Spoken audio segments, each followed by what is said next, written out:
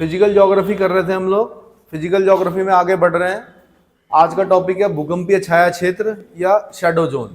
कल हमने पढ़ा था कि जब भूकंप आता है तो primary waves, secondary waves, long waves, ये सब पढ़ी थी ना हमने। तो अब उसके आगे बढ़ रहे हैं हम, ठीक है। तो भूकंप लेखी यंत्र यानी सिस्मोग्राफ पर दूरस्थ स्थानों से आने वाली भूकंपीय तरंगें अभिलेखित होती हैं। आपको पता ही है, जो भी primary, secondary, long period waves जो होंगी वो सब किस पे, सिस्मोग्राफ पर अंकित होती हैं। यद्यपि कुछ ऐसे भी क्षेत्र हैं जहां कोई भी भूकंपीय तरंग अभिलेखित नहीं होती, ऐसे क्षेत्र को भूकंपीय छाया क्षेत्र कहा जाता है। 2 नंबर में क्वेश्चन आएगा, इतना ही लिखना है। 2 में से 2 नंबर की गारंटी मेरी है। कितने की?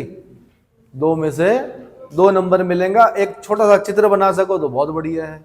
ये कहां गया हो, ये वाला, ठीक है। पी तरंग छाया क्षेत्र और एस तरंग छाया क्षेत्र अगर आपने ये बना दिया और यहां पे लिख दिया 103 और 142, तो समझ लो बढ़िया नंबर मिल गया। बल्कि 2 नंबर में जरूरत होती नहीं है चित्र की, लेकिन क्या कि आपने बना दिया तो आगे के लिए आपके जो पूर्व जन्म के कर्म है वो अगले जन्म में क्या होंगे, अगले जन्म समझ रहे हो, 8 नंबर 16 नंबर में काम आएंगे। समझ में आ गया? ठीक है, आगे। और छोटा सा बनाना चित्र, कोई बहुत भारी भरकम नहीं बनाना। आगे ध्यातव्य है कि भूकंप अधिकेंद्र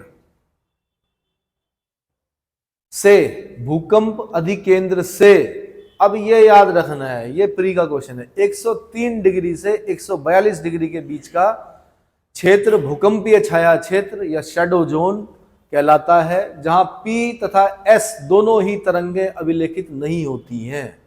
प्राइमरी और सेकेंडरी दोनों ही वेव्स अभिलेखित यानी नोट नहीं होती हैं। ज्ञातव्य है कि भूकंप लेखी भूकंप अधिकेंद्र से 105 डिग्री के भीतर किसी भी दूरी पर P व S दोनों ही तरंगों का अभिलेखन करते हैं, जबकि भूकंप लेखी अधिकेंद्र से 145 से परे केवल P तरंगों के पहुंचने को ही दर्ज करते हैं और S तरंगों को अभिलेखित नहीं करते। 3-4 रीडिंग करेंगे, अपने आप समझ में आएगा। चित्र को देखना है बार बार, ठीक है। चित्र देखकर बार बार इसको पढ़ना है, अपने आप समझ में आ जाएगा आपकी क्या बोलना चाह रहे हैं या समझाना है। इतनी समझ तो विकसित हो गई, ठीक। गुटेनबर्ग तथा रिटर ने भूकंप मूल की गहराई के आधार पर भूकंप को 3 भागों में विभक्त किया है। ये क्वेश्चन मेंस का होगा, पूछेगा भूकंप कितने प्रकार के होते हैं, आपने बोलना 3 प्रकार के होते हैं। नंबर 1 साधारण भूकंप, जब भूकंप मूल की स्थिति क्या धरातल से 0 से, ये याद रखना है बस खाली, 0 से 50 किलोमीटर की गहराई तक होती है तो उसे साधारण प्रकार का भूकंप कहते हैं। समझ में आ गया?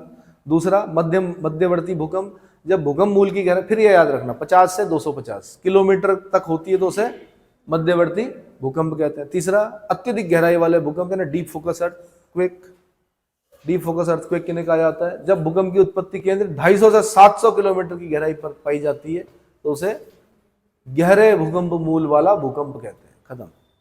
मेंस में इतना अगर आपने लिख दिया, मेरे ख्याल से मुझे लगता है कितने में 125 शब्दों में पूछेगा। 8 नंबर का क्वेश्चन होगा, 6 या 7 नंबर आराम से मिल जाएंगे इसमें। कितने?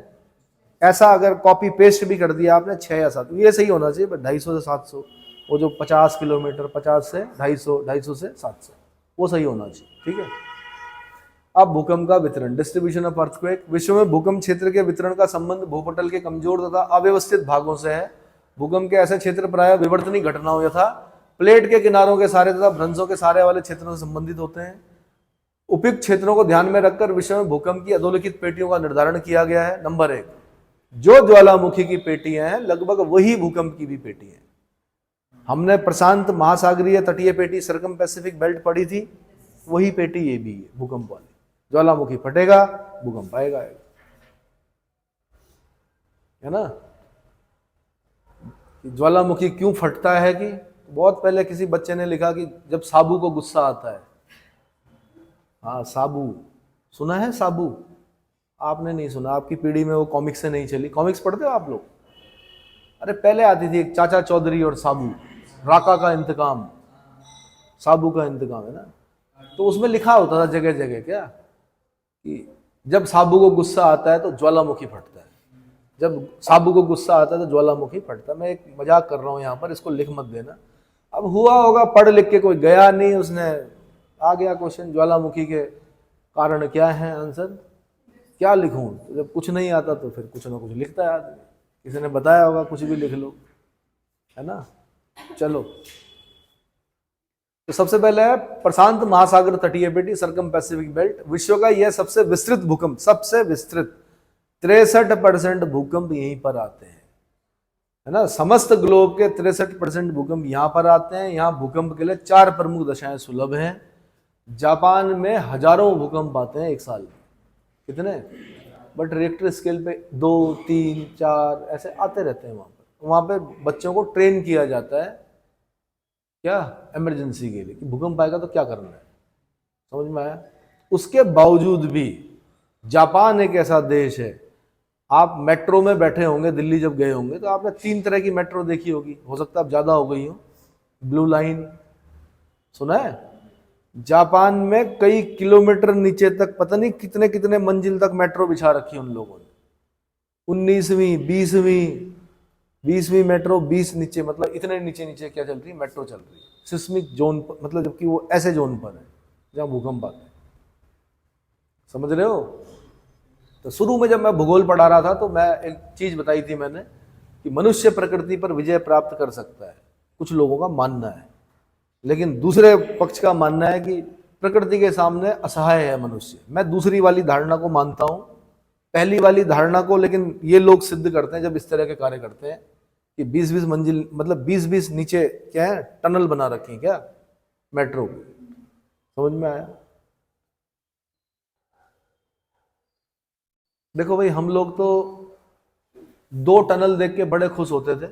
जब हरिद्वार जाते थे ना तो टनल आती थी ट्रेन में, कोयले वाली ट्रेन चलती थी, धुआं ही धुआं जिसे बोलते, बड़ा आनंद आता था, लगता था कि देश ने कितनी प्रगति कर दी, कि मतलब टनल देखो ना, यहाँ से वहां, मतलब ट्रेन टनल से जा रही। दूसरा, जब हम लोग ऊपर गांव की तरफ जाते थे, रुद्रप्रयाग में एक टनल आती थी, छोटी सी, गाड़ी से जाते थे ना केदारनाथ वाली साइड में, वहां टनल आती थी, तो तब भी हम ये सोचते थे कितनी प्रगति की है देश ने।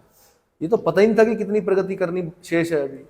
अब देख रहे हैं हम, अब तो कर्णप्रयाग तक रेलवे जा रहा है, मतलब ये हम इस उम्र में आके देख रहे हैं, ठीक है।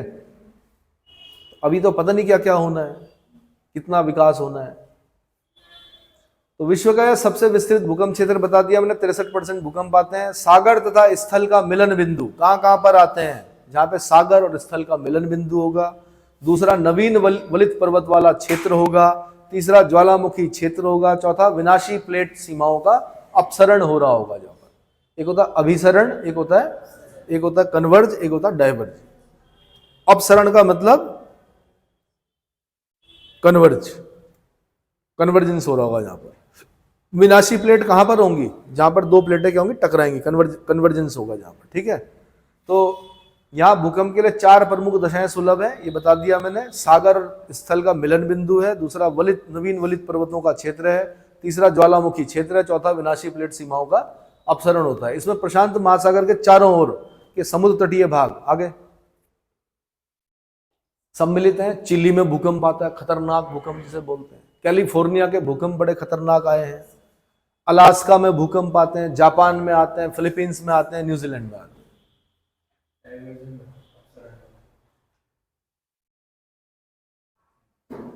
प्लेटें टकराएंगी तब विनाशात्मक प्लेट कहलाएगी। क्या था शब्द, पीछे कीजिए, कुछ बोल रहे हैं। अपसरण को क्या बोल रहे हो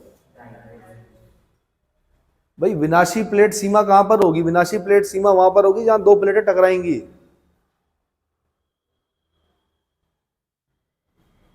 देखना जरा, कन्वर्जेंस को क्या बोलते हैं?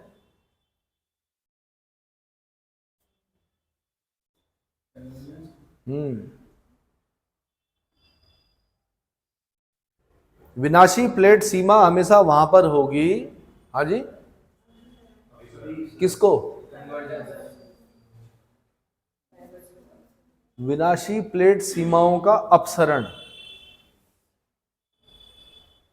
और आप बोल रहे हो अभिसरण, कन्वर्जेंस अभिसरण, और डाइवर्जेंस अपसरण। डाइवर्ज होना मतलब दूर होना। लेकिन विनाशी प्लेट तो कहां पर होंगी?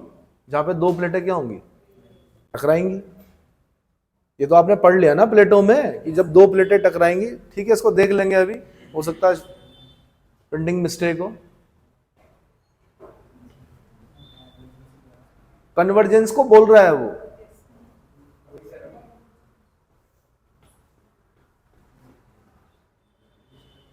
अपसरण, और अपसरण को क्या बोल रहा है? नजदीक आ रही है।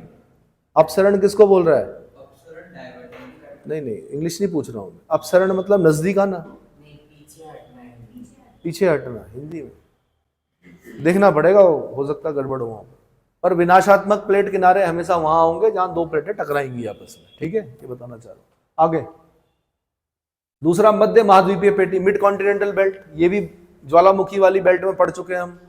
तो यूरेशिया महाद्वीप के बीच नवीन वलित पर्वतों के सारे पूर्व से पश्चिम को फैली हुई है। पायरेनीज माउंटेन रेंज पढ़ी है आपने, कहां पर है ये? पढ़ी है पायरेनीज? देखो जरा अपना एटलस खोलो। आल्प्स तो आपकी कहां है? आल्प्स हो गई आपकी स्विट्जरलैंड वाले क्षेत्र में। पायरेनीज कहां पर होगी? देखो फ्रांस और स्पेन के बीच में, देखो जरा, क्या स्पेन और फ्रांस के बीच में पायरेनीज है? पायरेनीज माउंटेन रेंज है ना, जहां पे एक देश भी है आपका, कौन सा? छोटा सा देश है, बताओ तो। फ्रांस और स्पेन के बीच में एक देश है छोटा सा। अरे भाई बड़ा देखो यूरोप का मैप, यूरोप के बड़े मैप में देखो। हाँ, एंडोरा एक देश होगा छोटा सा, और एंडोरा ला वेला उसकी कैपिटल होगी, है ना। ऐसे कॉकेशस, ये पता है आपको कहां पर है लोकेशन? हिमालय, म्यांमार की पहाड़ियां, पूर्वी द्वीप समूह की श्रेणियां इसी मेखला में आती है। यानी हमारा हिमालय मध्य महाद्वीपीय पेटी में आता है, मिड कॉन्टिनेंटल बेल्ट में आता है। किसमें आता है? ठीक है। यह बहुधा स्तर भ्रंश और संतुलन की क्रिया के कारण भूकंप, यहां बहुधा स्तर भ्रंश और संतुलन की क्रिया के कारण भूकंप आते हैं। ऊपर कीजिए। विश्व के 21% भूकंप इसी भाग में आते हैं। कितने? और बदकिस्मती से हम भी उसमें हैं। अब क्या करें भाई, भूकंप सिस्मिक जोन है तो है। 21% भूकंप इसी भाग में आते हैं। इस मेखला की एक शाखा मध्य अंध महासागरीय तट पर विस्तृत है तथा दूसरी शाखा जॉर्डन की घाटी से होती हुई पूर्वी अफ्रीका की भ्रंश घाटी तक फैली हुई है। कहां से कहां तक है? एक शाखा मध्य अंध महासागरीय तट, अंध महासागरीय तट, अंध महासागर किसको बोलते हैं? अटलांटिक। अटलांटिक को ही अंध महासागर बोलते हैं। अटलांटिक महासागर को ही हेरिंग पॉन्ड भी बोलते हैं। क्या बोलते हैं? हेरिंग एक मछली होती है, उस पॉन्ड को क्या बोलते हैं? हेरिंग का पॉन्ड, हेरिंग पॉन्ड, ठीक है। और दूसरी शाखा कहां है? जॉर्डन की घाटी से होती हुई पूर्वी अफ्रीका के भ्रंश घाटी क्षेत्र तक फैली हुई है। इसकी एक अन्य शाखा अरब प्रायद्वीप से होती हुई हिंद महासागर में चली गई है। ज्ञातव्य है कि भारत का भूकंपीय क्षेत्र इसी पेटी में समाहित है, मिड कॉन्टिनेंटल बेल्ट में, ठीक है। अगली है मध्य अटलांटिक पेटी, मिड अटलांटिक बेल्ट। यह भूकंपीय पेटी मध्य अटलांटिक कटक रिज के सहारे स्थित है। यहाँ पर भूकंप मुख्य रूप से प्लेटों के अपसरण, हाँ ठीक है, डाइवर्जेंस, अपसरण को क्या बोल रहा है? डाइवर्जेंस। लेकिन जहां पर डाइवर्जेंस होगा वहां पर विनाशात्मक प्लेट किनारे नहीं होंगे। वहां पर कैसे होंगे? रचनात्मक प्लेट किनारे, यानी कंस्ट्रक्टिव प्लेट किनारे माने जाते हैं। क्योंकि नीचे से मैग्मा, तरल मैग्मा लावा आता है, नई भूस्थला गिरती है और नए क्रस्ट का निर्माण करता है। इसलिए निर्माण हो रहा है, इसलिए उसको क्या बोलेंगे? कंस्ट्रक्टिव। क्या बोलेंगे? तो अपसरण, डाइवर्जेंस के कारण रूपांतर भ्रंश यानी ट्रांसफॉर्म फॉल्ट के निर्माण द्वारा निर्माण एवं दरारी ज्वालामुखी उद्गार के कारण आते हैं। तो ये ध्यान रखना भाई, जहां पर भी प्लेटों का अपसरण, डाइवर्जेंस होगा वहां पर किस प्रकार के फॉल्ट पड़ेंगे?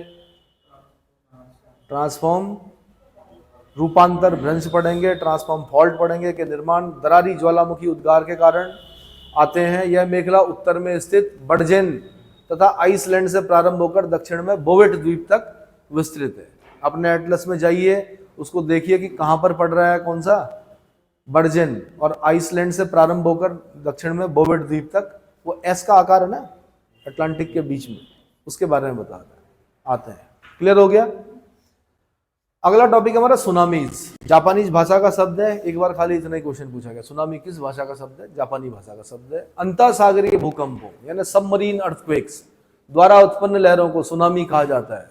मैंने वीडियोस भी दिखा दी आप लोगों को कि सुनामी जब आती क्या होता है। चेन्नई की सुनामी देखना जब आई थी, ठीक है, सागर तली में अचानक परिवर्तन तथा अव्यवस्था के कारण सागरीय जल में विस्थापन यानी डिस्प्लेसमेंट हो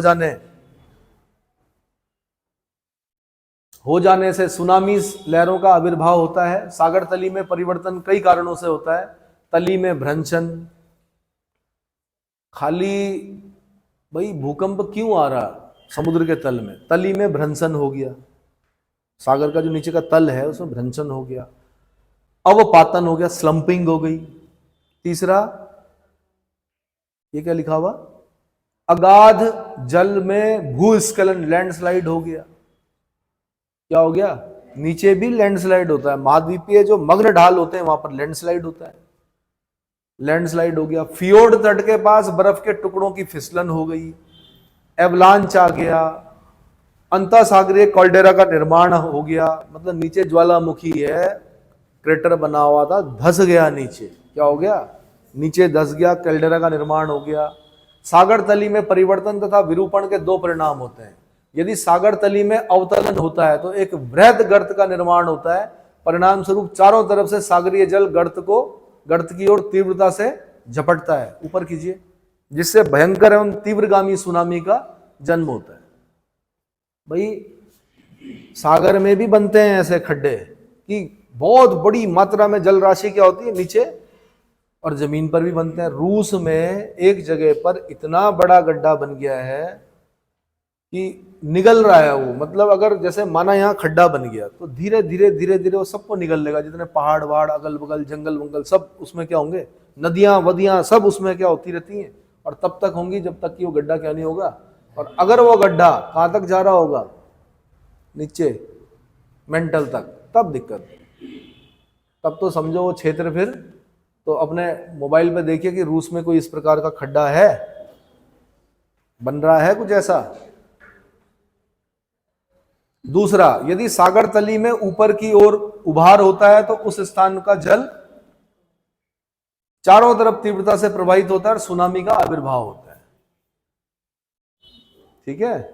और सुनामी क्या करेगी, समुद्र तटीय भागों को हिट करेगी, और जब हिट करेगी तो पूरा बहा के ले जाएगी।